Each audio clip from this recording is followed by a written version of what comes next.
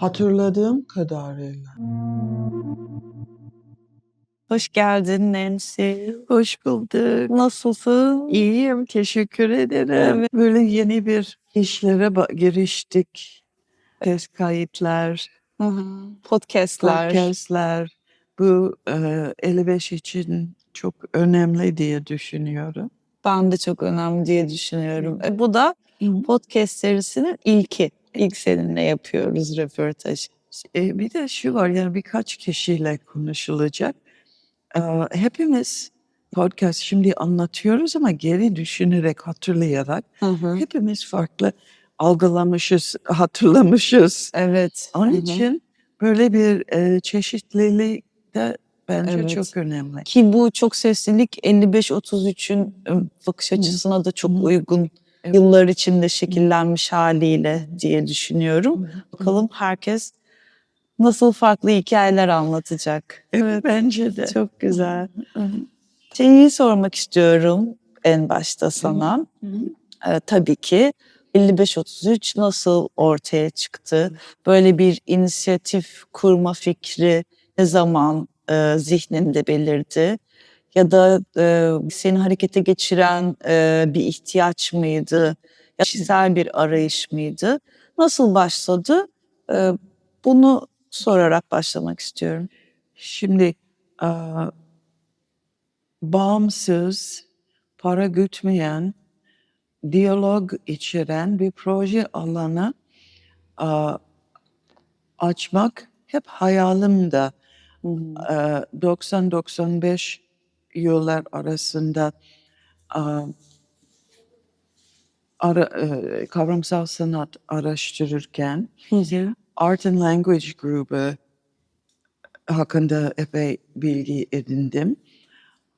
Sonra burada sanat tanıtım topluluğunun içinde biraz çalıştım ve işbirliği ve bir beraberliği çok önemli olduğunu düşündüm.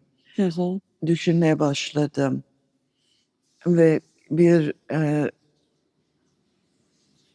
sistemin dışında olmak, yani bir galeri değil, bir müze değil, bir enstitü değil, biraz onun dışında olan bir mekan olursa, alternatifler olursa daha zenginlik olur diye düşündüm.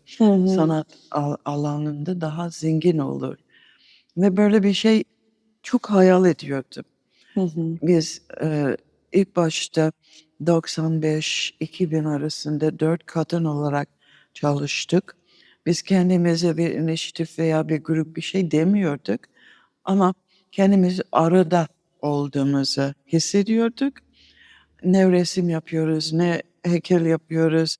Daha yeni medyalar kullanmak istiyoruz. Ve alternatifler yaratmak istiyorduk. Ortak bir dilimiz vardı. Şimdi beraber çalıştık. Sonra 2000-2002 gibi hepimiz ayrı yol. Hepimizin bir şekilde böyle bir alan aklımızdaydı. Ama hepimiz değişik bir şekilde yaptık. Rahmetli Gülçin halı atölyesi kurdu. Neriman Polat hafriyat inisiyatifinin içinde yer aldı. Gül Ilgaz da Gölyazı diye bir köyde bir proje yaptı.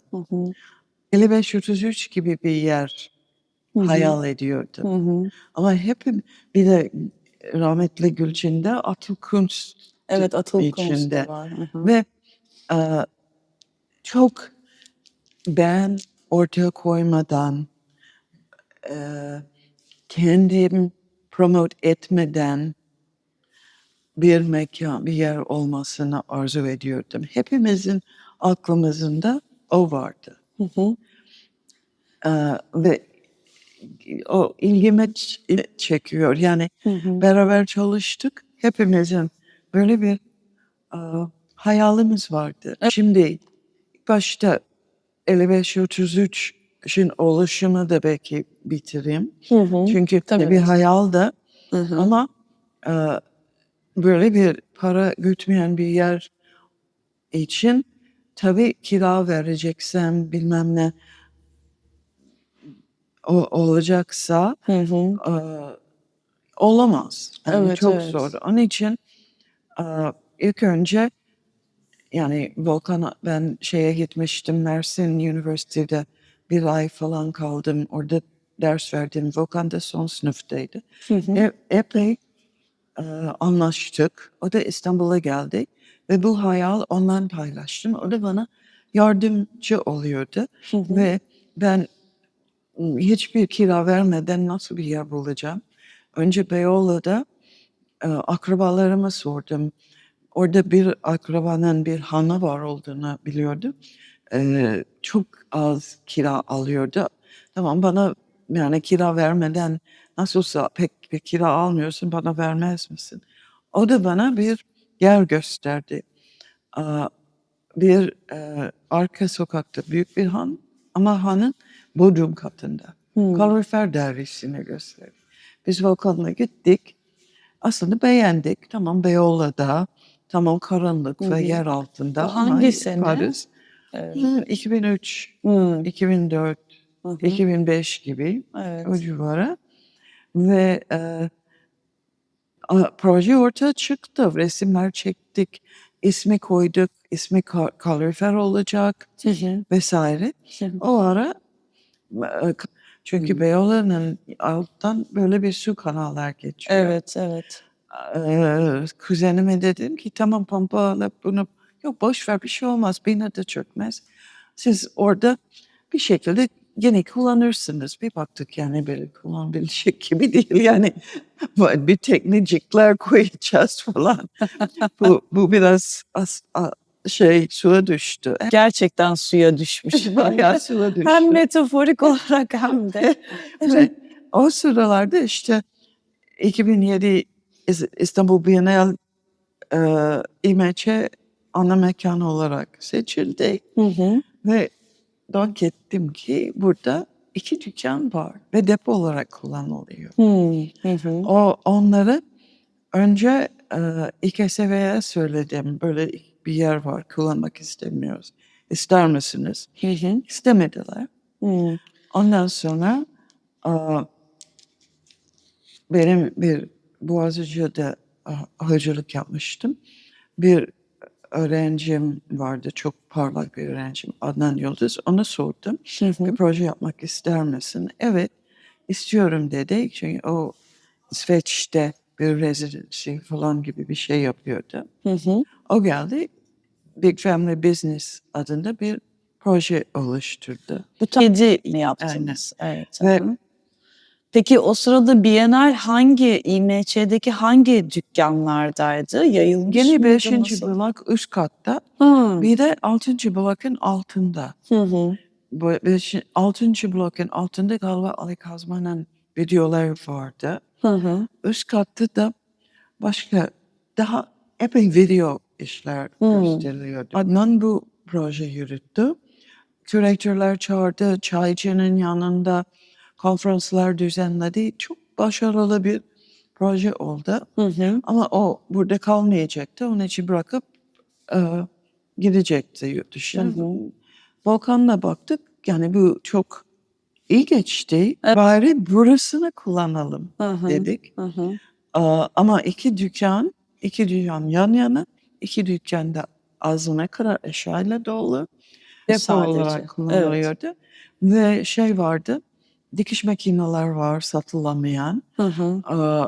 Dolaplar vardı. Çünkü bir iş yerin olunca sinirlerce evraklar saklanacak. Onun için böyle demir. Biz onları o demir dolapların arasında bir koridor açtık. Sonunda o video odası olacak. O dikiş makineler masa olarak kullanacağız. Ve bir vitrin perde koyduk. Vitrin sergisi olacak gibi bir hayal edip başladık. Ama baktık ki biz sanatçıyız. Bu organizasyon pek olacak şey değil. Ee, Bir de vakit alıyor Çok organizasyon. Marcus Graf'a sorduk. Bize yardımcı olur musun? Olurum dedi. İlk vitrin sergisi, Tabii. açılış nasıl bir O Marcus onun içindeydi. Ha, Marcus onun içindeydi. En Tamam. başta o Hı hı vardı. hı, tamam. O da kendi o Yeditepe'de hoca. Onun öğrenciler geldi bize temizlik, boyamak falan için yardım ettiler. Benim de Bienal sırasında iki kızla tanıştım. Rehberlik yapıyorlardı Evet. Bienal'de. Biri Didem Yazıcı, öbürü de Hanife Ölmez. Evet. Onlar İstanbul Mimar Sinan'da okuyorlardı. Onlar geldi. İşte böyle gençler yardım ettiler. Temizlik yaptık, boya yaptık, bilmem ne. Ve şimdi önce 2 tane video yaptık. Sorduk komşular, biz buraya gelirsek ne hissedersiniz? Bizi sever misiniz? İster misiniz? Çok olumluydular ama 2 tane neighbors, yani komşu videolar yapıldı. Ve komşuları dahil etmek istiyorduk. Yani burası konservatif bir yer. Biz buraya düşüyoruz, geliyoruz, yabancıyız. Onları rahatsız etmemek ve onları dahil etmek istiyorduk. Evet. Onun için bunu nasıl yaparız? Düşündük ki burada herkesi tanıyan çaycı. Herkesle ilişkisi var, herkesi tanıyor ve çaycıyla bir proje yapalım dedik. Ve bir açık çağrı yaptık.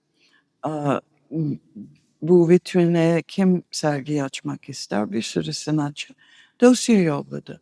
Biz de çaycı çağırdık. İlk defa belki bir bilgisayarın karşısında oturduk. O projeleri sunduk. İçinden bir tane seçtik. Seçen de İrfan Önürmen. Ve o da tülle ve gazete ve kadına yapılan şiddetle ilgili bir yapıtlar seçti. Biz çok beğendik bu fikir ve ilk sergimiz İrfan yaptı.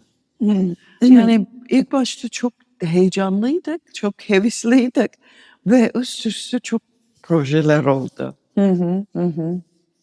Evet. Ve böyle gitti. Ve böylece ondan sonraki dönemde de Marcus Graf bir süre 3 direktörlüğü yıl falan bize yardım etti. 3 yıl boyunca. Bayağı uzun zaman yardım etti. Evet.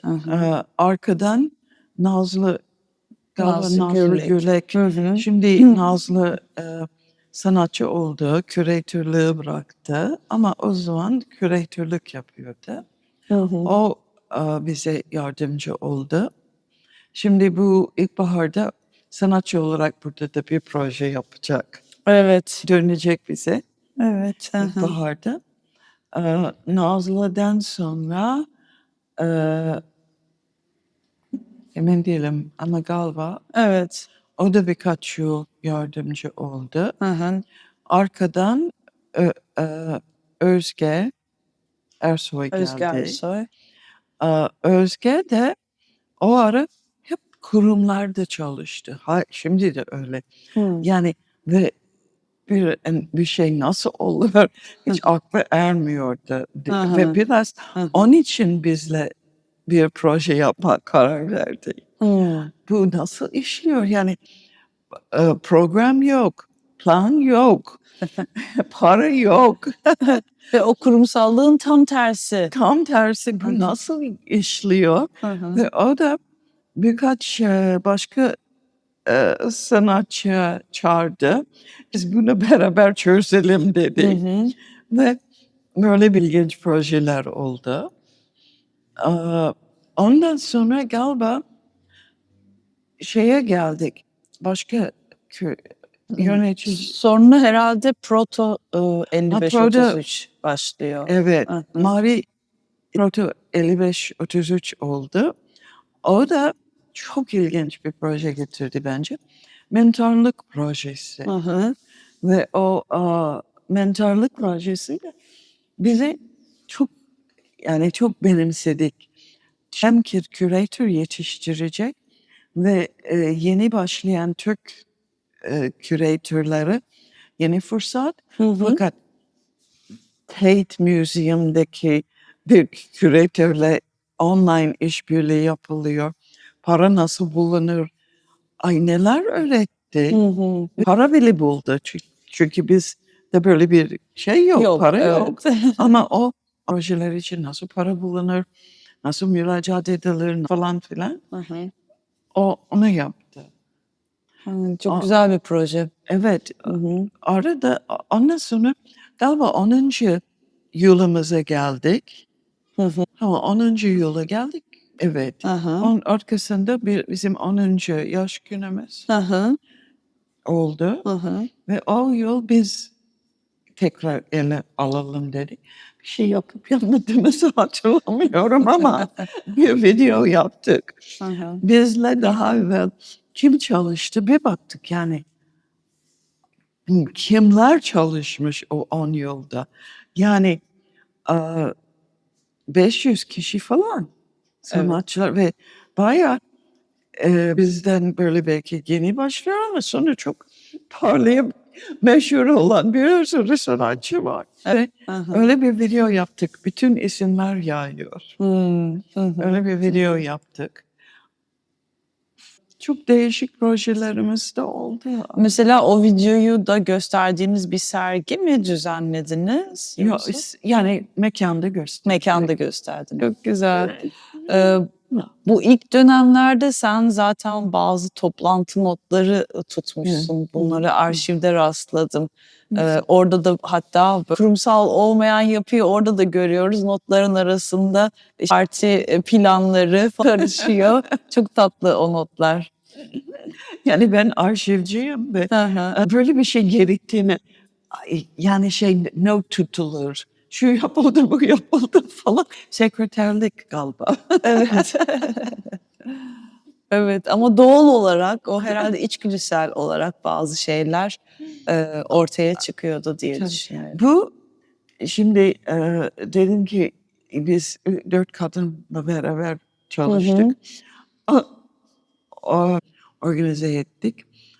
Şimdi bu ara yine bu sene depoda arada bir eski işlerimizi koyduk. Hı hı. Orada da dosyalar çıktı. Evet. Her şey var.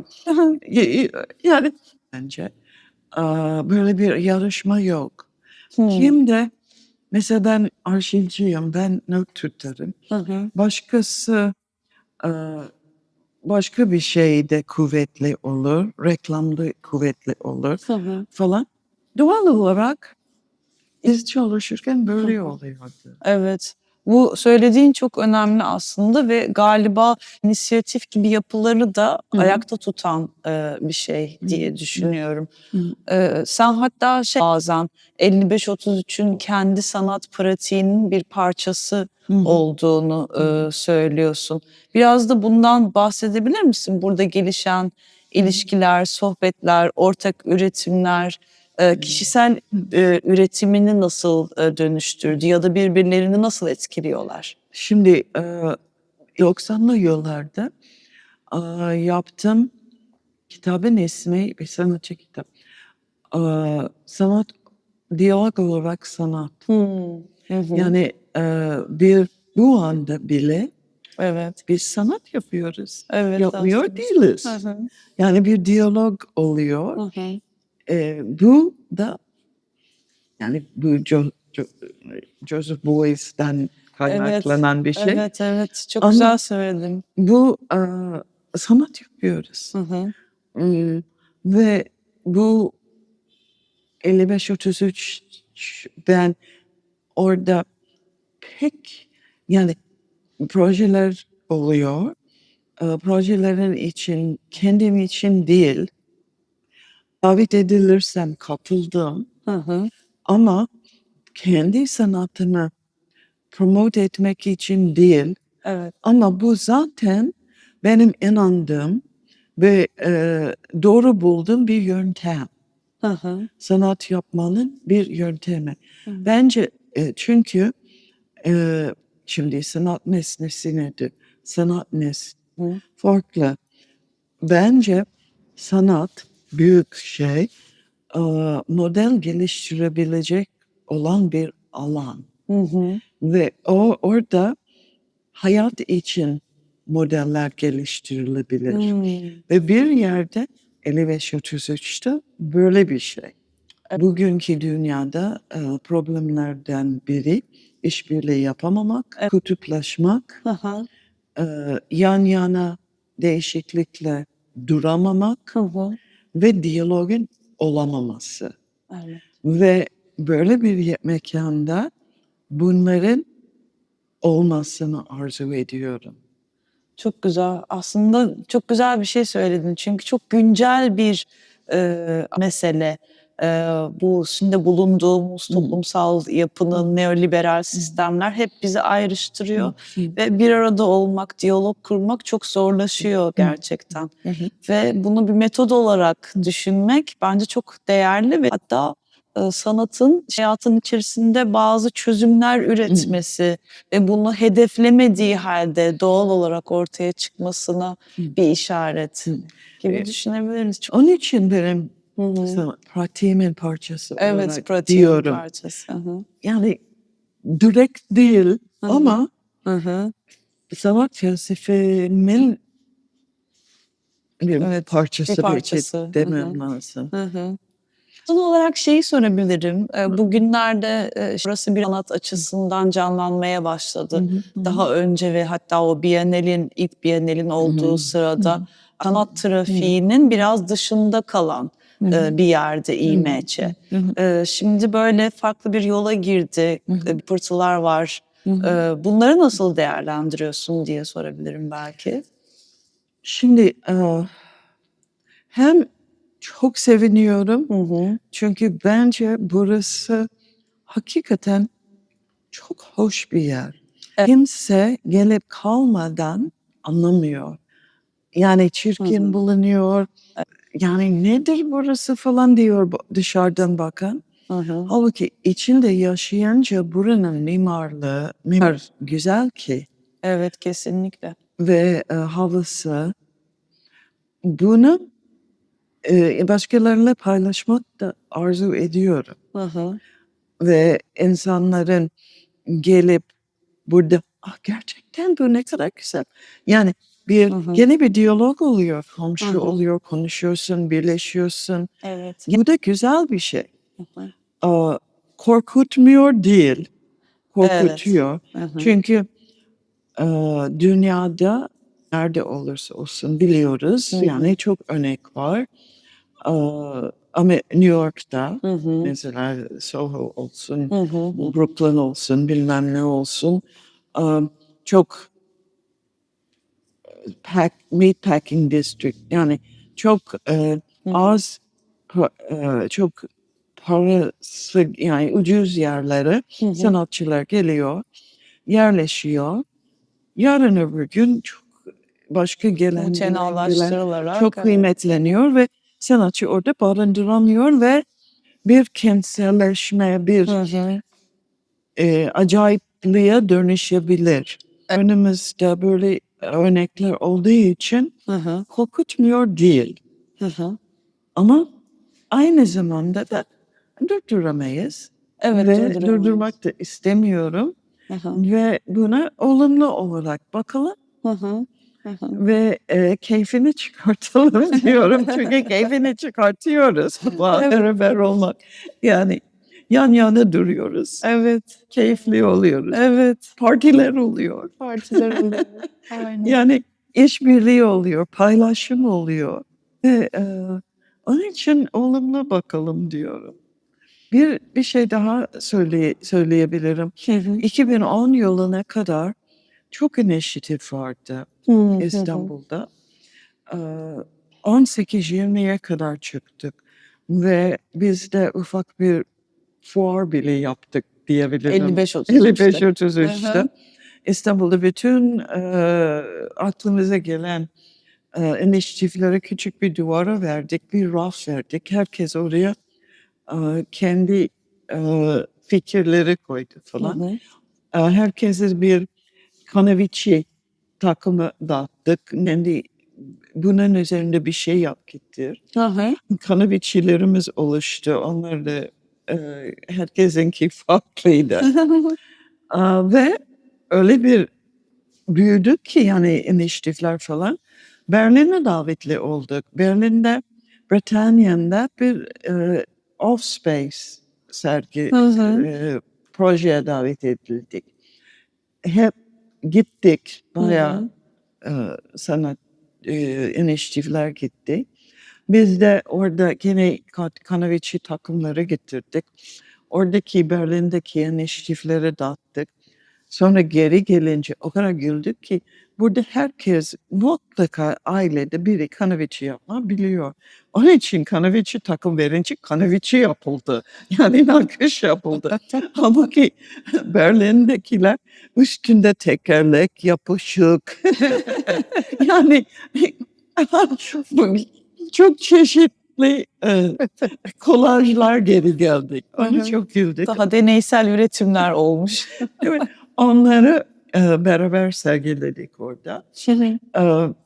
Ay çok, o da çok Bu da güzel. kültürel bir diyalog aslında, Evet değil mi? ve şemleketler yani Evet. devletler yani Hı hı. yerleri şehirlerin arası. Ama 2010 yılında kültür alan olunca İstanbul Kültür Başkenti olunca. evet Hı hı. şey oldu.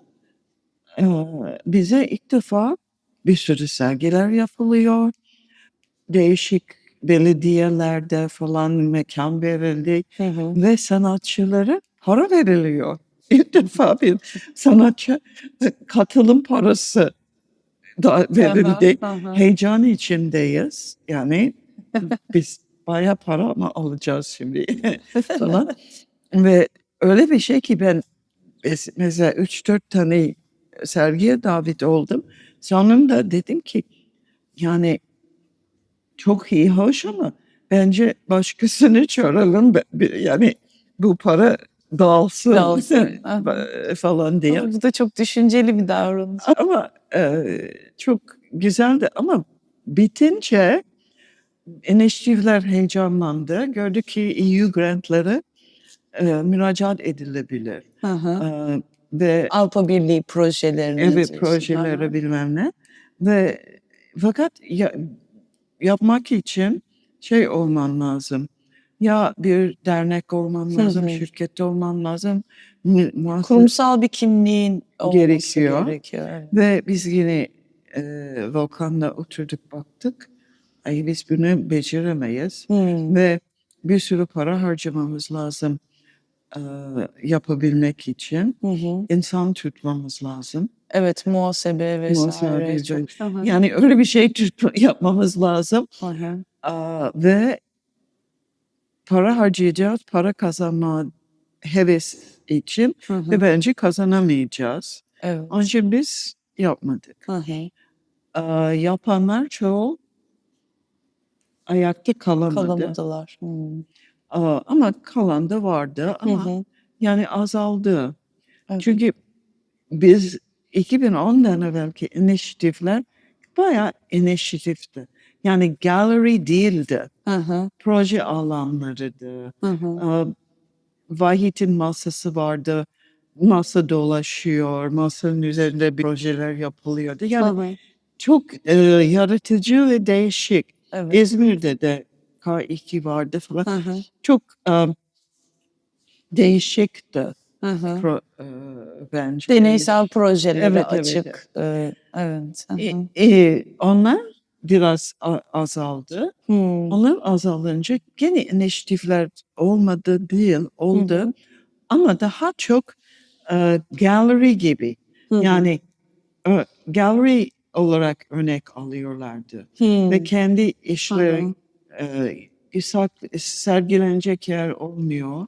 Hmm. Onun için gallery gibi oldu diye düşünüyorum. Anladım. Hı Ama hı. bu an emin değilim. Hı Yani hı. o kadar araştırmış değilim. Okay.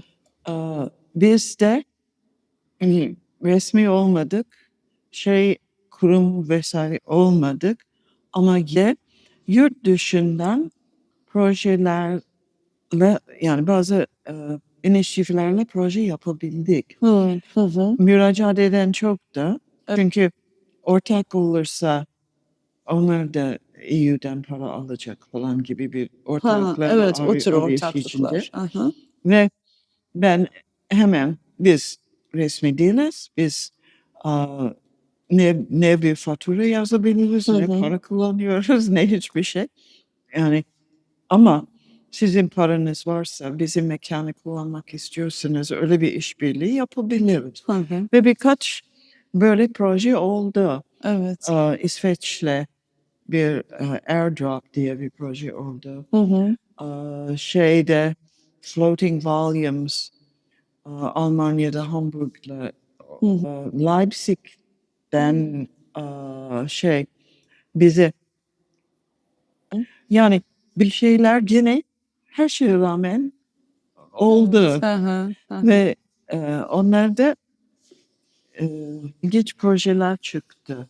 Çok Ben de sürekli beraber yeni gençler, yabancılar bilmem ne insanlarla çalışarak çok öğrendim. Çok yenilikler öğrendim. Evet. Aklıma gelen bunlar galiba. Tamam. Çok teşekkürler. Ben Sağ teşekkür ederim. olasın. Çok güzel bir sohbet oldu seninle.